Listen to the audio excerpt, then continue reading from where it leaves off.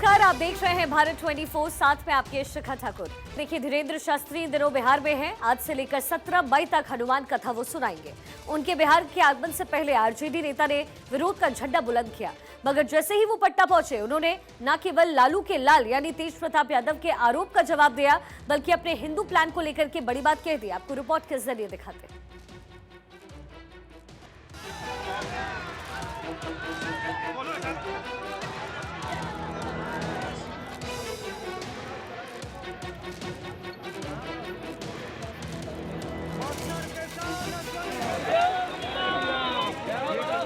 देश की सियासत में इन दिनों हिंदू राष्ट्र का मुद्दा छाया हुआ है और इसमें धार देने में जुटे हुए हैं।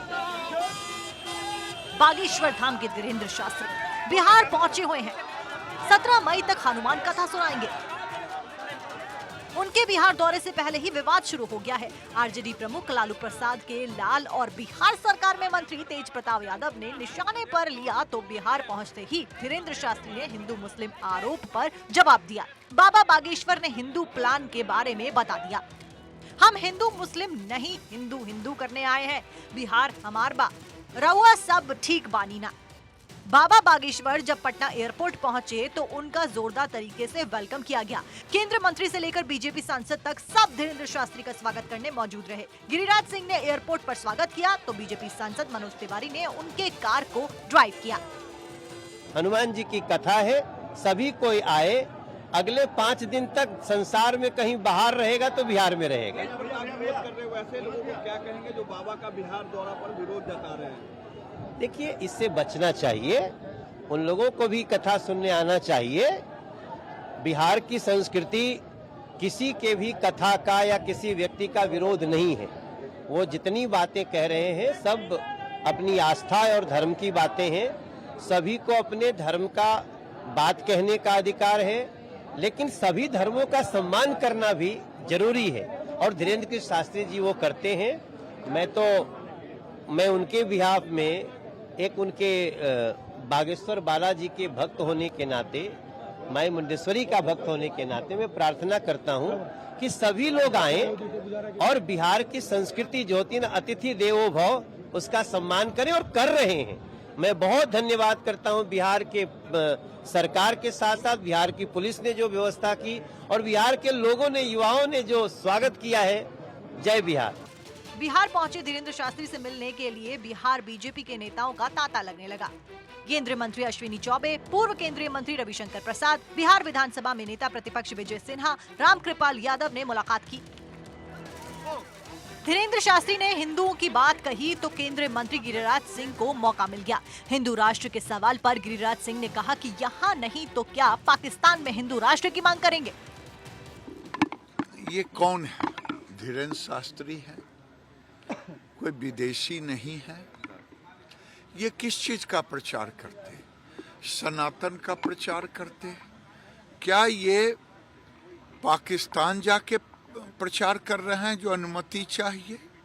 अगर भारत के अंदर भी कोई थ्रेट देता है, कोई प्रचार रोकने की कोशिश करता है, तो ये कहाँ जाए? मैं देश के लोगों से पूछना चाहता हूँ, क्या मक्का मदीना जाए, पाकिस्तान जाए, बांग्लादेश जाए? मैं थ्रेट देने वालों को भी कहना चाहता हूँ, आज नहीं तो कल तेरी बारी भी आएगी। बाबा बागेश्वर के पटना पहुंचने से पहले ही उनके भक्तों का सैलाब उमड़ पड़ा। कोई नेपाल से आया तो कोई ओडिशा और दूसरे राज्यों से। इन सब के बीच धीरेन्द्र शास्त्री से मिलने के लिए पटना होटल में एक मुस्लिम महिला पहुंच गई। जिस तरह डॉक्टर से दवा दिलाता तो सभी न जाता है। डॉक्टर हैं तो दवा करेंगे। अब दोनों हैं, ऊपर वाला अपना ऊपर वाले के भरोसे आ गए हैं। हिंदू की बात करते हैं बाबा। ये बताइए, बाबा से मुलाकात क्यों करना चाहते हैं आप? अपना कष्ट दूर करने के लिए। कष्ट लगता है कि दूर हो जाएगा? शायद हो जाए। लेकर बातें करते हैं। कोई बात नहीं, बात करेंगे तो करेंगे, कोई बात नहीं।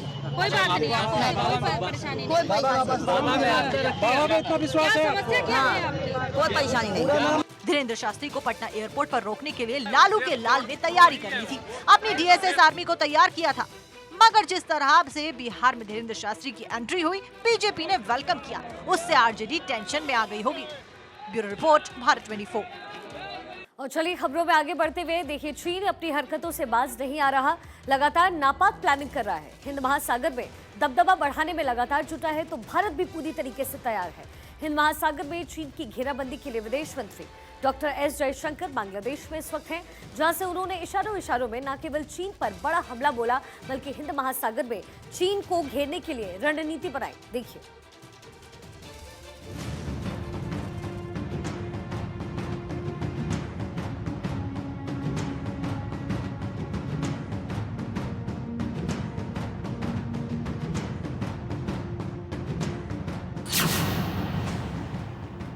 समंदर में ड्रैगन की दादागिरी, हिंद की धुआं करने की तैयारी।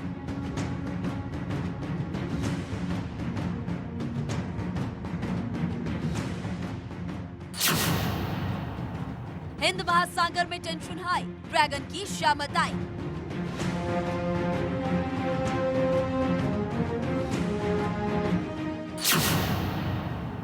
विदेश मंत्री का मिशन बांग्लादेश, पैंतरेबाज चीन के उड़ने वाले हैं होश।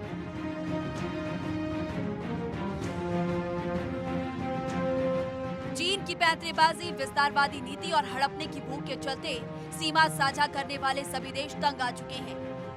हिंद महासागर में भी चीन का लाल सुल्तान अपनी पैंतरेबाजी से बाज नहीं आ रहा,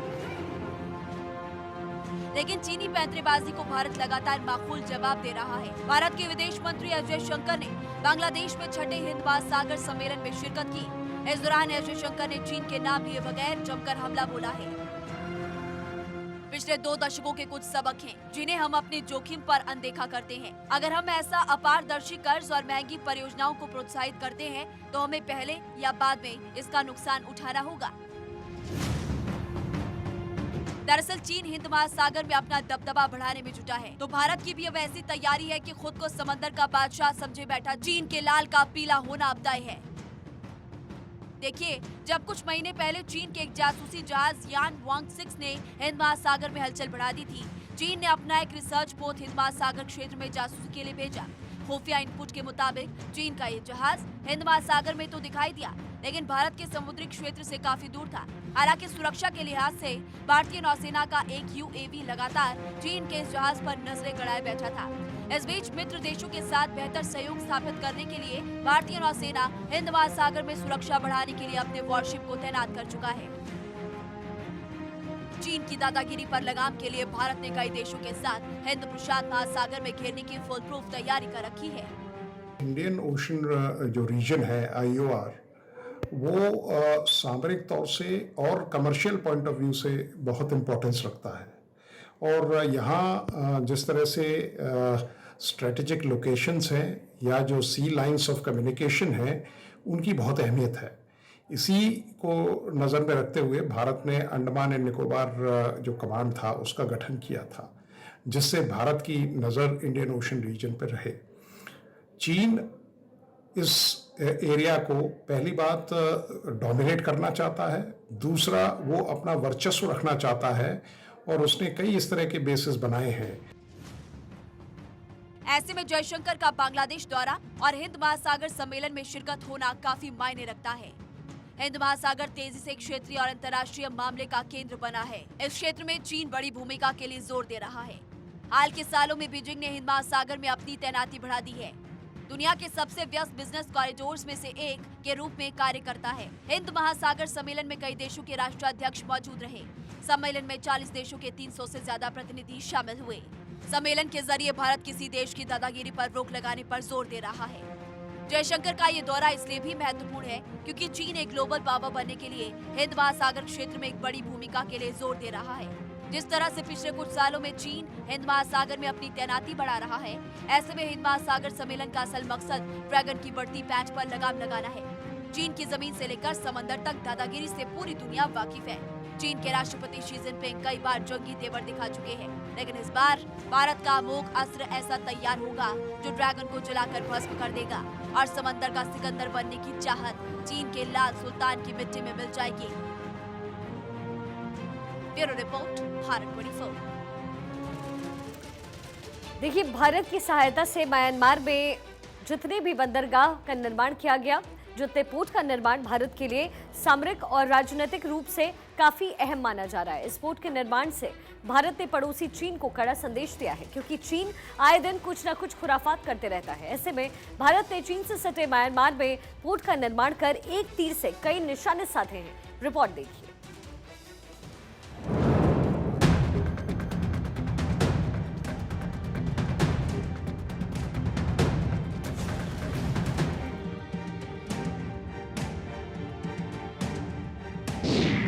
ड्रैगन की डेंजर चाल, भारत करेगा बिहार।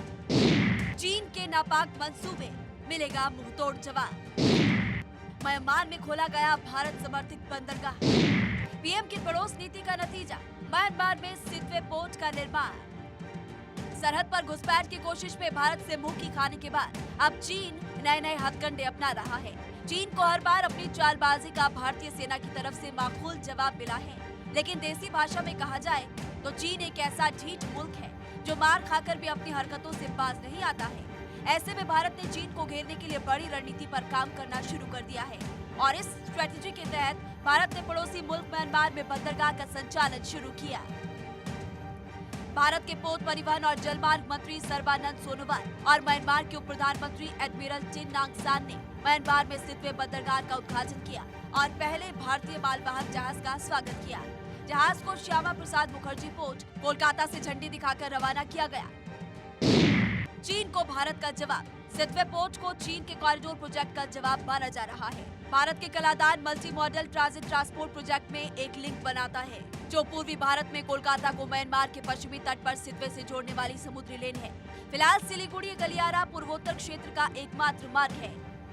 सितवे पोर्ट के विकास के साथ कोलकाता, अगरतला, आइजॉल के बीच माल की ढुलाई की लागत और समय में करीब 50% की कमी आने की भी उम्मीद है। चीन से सटे हुए देशों के साथ भारत संबंध को तेजी से प्रगाढ़ कर रहा है, ताकि जरूरत पड़ने पर चीन को घेरा जा सके। हाल ही में बांग्लादेश ने भी भारत को 3 बंदरगाहों के इस्तेमाल की इजाजत दी है। चीन को घेरने की तैयारी, बांग्लादेश में चटगांव और मोंगला पोर्ट से सामान ढुलाई की इजाजत दी गई है। साथ ही कोलकाता पोर्ट से निकलने वाला कार्गो शिपमेंट को बांग्लादेश के रास्ते म्यांमार जाने की मंजूरी दी। प्रधानमंत्री मोदी ने सत्ता संभाली थी तब उनकी प्राथमिकता थी कि पड़ोस नीति यानी कि नेबरहुड पॉलिसी को तेजी के साथ विकसित किया जाए और इसी नीति के तहत 2024 में सबसे पहले उन्होंने भूटान का दौरा किया था और अब म्यांमार में बंदरगाह को विकसित कर न केवल चीन को संदेश दिया बल्कि कारोबार के लिहाज से भी अहम साबित होगा। Bureau report, Bharat 24।